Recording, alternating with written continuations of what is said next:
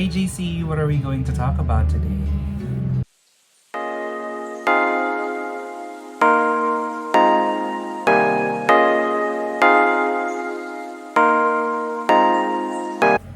Alright, so in my previous video before I recorded this, I talked about the books that are on my reading list, those that I've bought and haven't read yet. And this video was actually triggered by my trip to Big Bad Wolf. And so, even though I have a very long reading list, I want to share with you the books that I have read, and then I'm going to share with you the top books, most favorite books that I have. There are books that are not here. Some of them I lost, some of them I only borrowed and returned. Some of them were stolen. Like the Da Vinci Code, I don't know where my copy of that is. The Twilight series, I have that at home in Sampaloc. Harry Potter, I had book 6, but a friend of my ex stole it. The other Harry Potter books, I only relied on Olive. So Olive lent me most of the books. But for what I have right now, I'm going to share them with you. And if there's an excerpt or a tidbit, I'm going to share it as well. Okay, I'm going to start with The Fault in Our Stars. So I really love this. This has been turned into a movie. And honestly, I like the movie. Probably because it was... What's her name? What's his and her name? Let me quickly search who they are. Okay, The Fault in Our Stars cast Shailene Woodley and Ansel Elgort. I actually like them. Maybe that's why I also like them. Memoirs of a Geisha, one of my all-time favorite books. The original book that I read, I only borrowed it from Sheila. And then I found this in book sale. No. I got this from Bukay Ukay. Here, which is just originally close to where I live right now. And I got this for 190 pesos. Angela's Ashes, it's very... Oh my god, that book smell. You can see the page, they're turning yellow. So I think this is a video you can smell. But yeah, I love this. Poverty. I don't want to call it poverty porn, but there was there was a part there when he was trying to taste food out of wrapping paper. So I remember that. The Devil Wears Prada. So this is from my friend Francis. I borrowed it and I haven't returned it yet. To be honest, I'm 50-50 when it comes to which I prefer more, because there are bits in the book that are really great and funny. When she was trying to drive a stick shift, that was funny. But the movie, I think the ending, the latter half of the movie was really good as well. And the way that they characterized Miranda and Nigel, I think was better in the movie. Okay, a trilogy that I have been waiting for a long time to continue is Crazy Rich Asians. Crazy Rich Asians.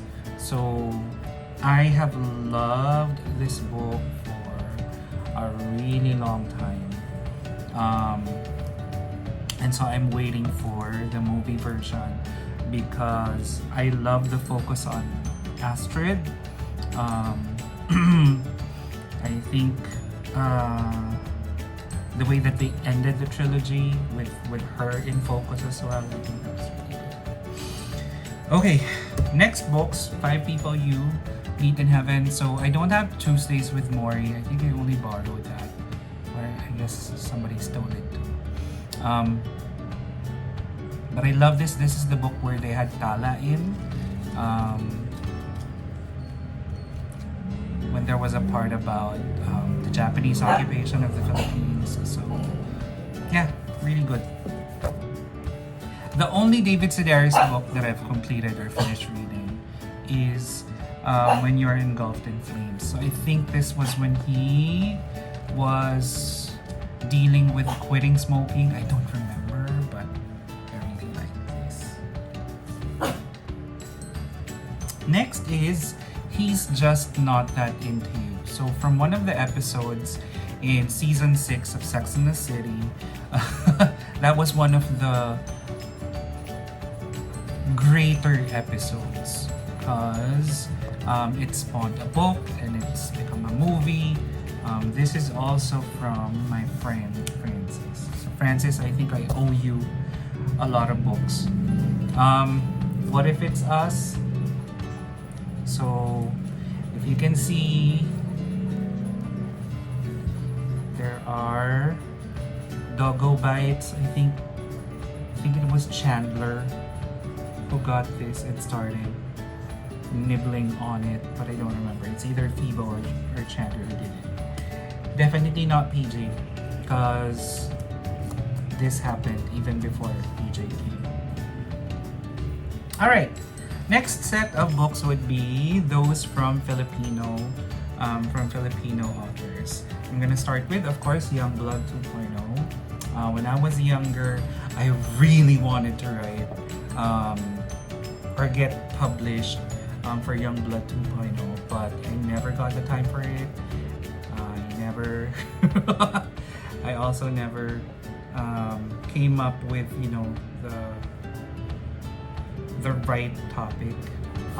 But even though I never got to write for Youngblood, it's still good that I got to write for 2BU. So that's one trivia for you. Next is Gaydar. Okay, Power Books for 50 pesos. So I got this from Power Books. This is from Danton Remoto. Before this, what I loved was Ladlad.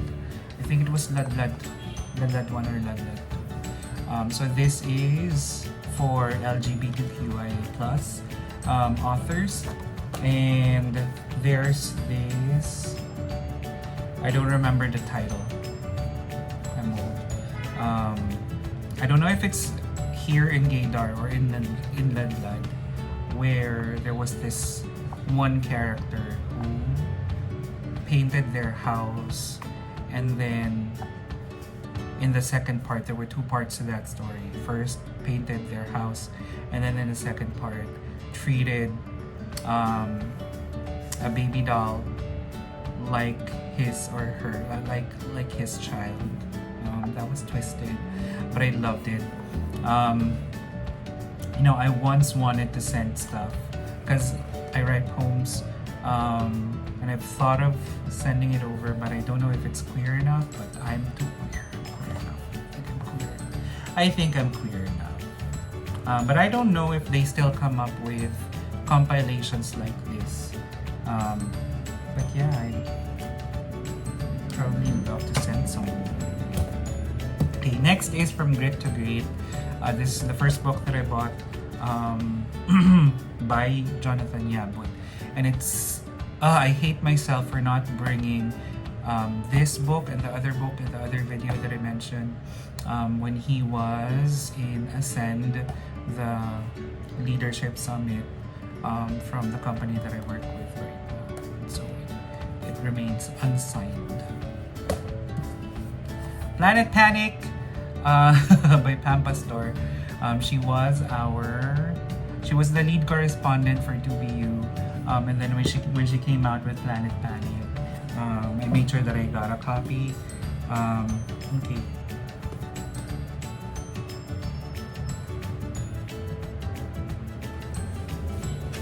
So I forgot that I had stickers. Regina Falangi, Princess Consuela Banana Hammock. So Wow, it's a good thing I flipped the pages because I forgot about these stickers. So again, Planet Panic, essays from Pam. I love it. Next is Para Kay B. So this is the first piece ever or novel that I read by Ricky Lee. Right now I can't recall as much, but I love how the book progressed. You know, I can remember the feelings, but I can't remember the actual characters, the actual names. But definitely this was a very good read. That's the only thing that I can remember. And I love that. Okay. Last few books that I have under Filipino writers. This was a gift from Francis, the Blair Bitch Project, a book of bitchy poetry. So I love the very first one that when Chini Hidalgo came out with the second book and the third book, I bought them. So there's this one poem where she talked about ugly babies. And I think you have to read it. You really have to read it for you to get the humor of it. But yeah, when you're sad, the Blair Bitch Project is going to be a source of good laugh. So I've tried looking for copies in different bookstores, and I can't recall the last time that I found copies of this. But if you can search eBay or I don't know, Marketplace, if you find copies of the Blair Bitch Project, please do so. It will save your life. Okay, now we're down to my most favorite books. I have 1, 2, 3, 4, 5. Okay, so I have 5. Number 5, Like Water for Chocolate. This is actually a book by Chapao from college. It's great. It's highly imaginative. It's colorful. I love Tita's story. And I love, how they ended Tita's story, because I think she was the heart and soul of Like Water for Chocolate. I also like, the stories about the mother, about the sisters. Very similar to Encanto, but here the side characters are fleshed out and you really get to understand why they were like that or why they made such decisions in their lives. So, Like Water for Chocolate, I want to watch the series. I don't think it's available here in the Philippines, but when you go to the US, that's probably one of the first things that I'm gonna do. Because I think it's on HBO Max. Yes, I say HBO Max. It's no longer called HBO. It's no longer called Max. I think it's on HBO Max. Next to, I have 11 Minutes and By the River Piedra. I sat down and wept. This is already my second copy because I think the first copy I gave to a friend as a gift. But I love these more than The Alchemist. I didn't really like Veronica's Decides to Die. But these are the books that I should have. Everybody must have. Any book reader should have. So I looked for my favorite excerpts from these two books. From 11 Minutes, this is about somebody who ended up being a sex worker. Sex work is work. Considering the way the world is, one happy day is almost a miracle. And I think that's very timely. And also, probably because it's Pride Month. Next, for By the River Piedra, I sat down and wept. Waiting is painful, forget. Waiting is painful, forgetting is painful, but not knowing which to do is the worst kind of suffering. And then also my super favorite from this book, the moment we begin to seek love, love begins to seek us and to save us. Okay. So it's very emo, but still touches my heart. Okay, the last 2 books on my list today, oh my god, I've been talking for 15 minutes, are actually work related. I first experienced or learned about these books at work, but I still ascribe to whatever I learned. Ascribe, is there a word to ascribe? But I still refer to these books whenever I'm at work or even in my personal life. The first is QBQ, so this is all about accountability. I worked on the module for this. In Alorica, I've shared QBQ in my current team, so that's one of the things that I've facilitated during our team meeting. So it's a question behind the question by John G. Miller. Super helpful, super easy to remember, and I love it. It's a fast read. I don't have the actual book, but I have I have a copy in CDs. Okay, and the last, this is my super favorite. This was one of the books that we had in way back when Alorica was NCO, in one of the book clubs, and it's called The Fish Philosophy. And so I don't know if it's too cheesy to say that it changed my life, but I think this is a good book to have, so that you can live better. So there are 4 parts to the Fish Philosophy. Choose your attitude, that's the first one. Be there, make their day, and then play.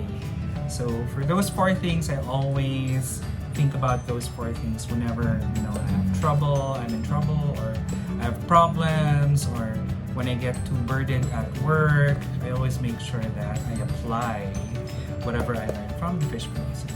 So this is actually a copy that I just bought from Biblio in UP Town. I got this for, oh my god, I think around $5.60, because it's the hardbound version. The original version that I had was just paperback and photocopy. So I'm happy that I have this physical copy in the hardbound. When I went to Big Bad Wolf last week, they also have a copy. They have the paperback version, but I already had this, so I didn't buy it anymore. But yeah, okay. So I still have a lot. I still have a lot of books that I really like, but these are the ones that I have with me right now. And one way or another, these books have influenced my life. The way that I write, especially influenced how I use words, or I've probably also referred to some of these books in what I have written in my blogs and in my poems. So there. Alright, so that was a long list. This is already running 19 minutes. But I'm glad that I was able to look back at the books that I loved. And always remember, I'm here to remind you of the life you live and the life you love. Bye.